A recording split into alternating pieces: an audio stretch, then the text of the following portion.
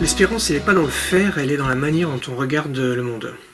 Je pense que les échecs de l'écologie contemporaine sont beaucoup plus liés à une sensibilisation par rapport à l'urgence de la crise ou par rapport à une forme de culpabilisation de nos comportements, par rapport à une forme d'écologie aussi de la contrainte qui fait que les gens ne choisissent pas de modifier leur mode de vie, on leur impose par une législation contraignante et donc c'est mal vécu.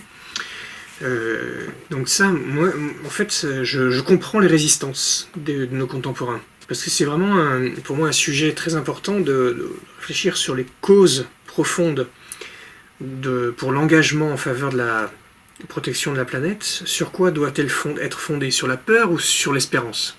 Et il me semble que justement, l'écologie intégrale, dans Laudato Si, nous invite à prendre conscience des problèmes, à rejoindre les gens dans leur souffrance, mais à dépasser cela. Pour moi, l'espérance, il passe par la question du sens de notre engagement. Pourquoi est-ce qu'on le fait?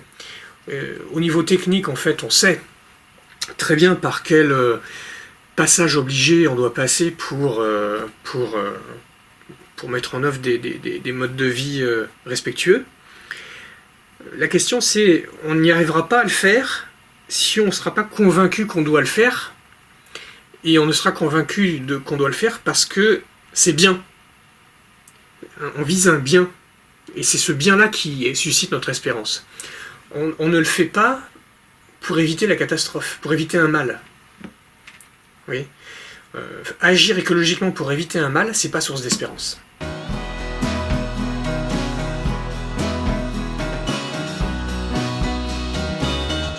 Je pense que le travail du théologien, qui est le mien, c'est de contribuer dans un dialogue ouvert avec la culture et les cultures, de dire, au sein du christianisme, on a des ressources spirituelles pour penser un certain rapport à la nature, et peut-être que ça peut vous intéresser, même si vous n'êtes pas spécialement croyant dans le même Dieu que nous, ou avec le même type de révélation que nous, mais peut-être que ça peut vous inspirer.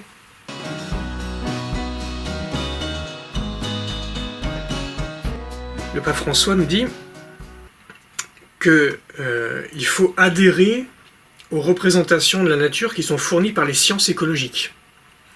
Donc la science de l'écologie, c'est la science qui s'intéresse aux relations des êtres vivants entre eux et avec leur milieu.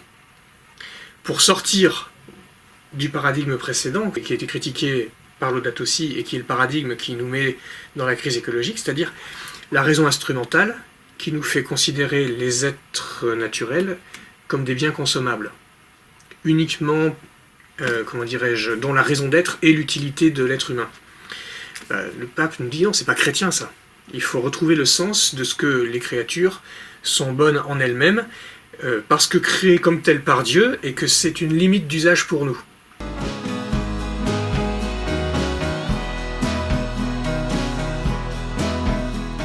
Notre projet d'accession au bonheur tel qu'il est véhiculé par la culture moderne, c'est la production et la consommation de biens matériels.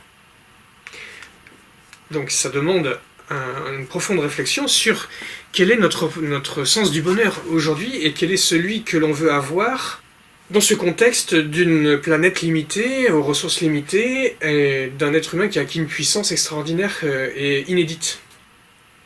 C'est là où le christianisme intervient encore une fois, parce qu'il d'ailleurs il s'est toujours opposé à cette représentation du bonheur par l'accumulation des biens matériels, en disant que le désir de bonheur chez l'être humain est infini, c'est-à-dire qu'il ne peut être comblé par des biens finis.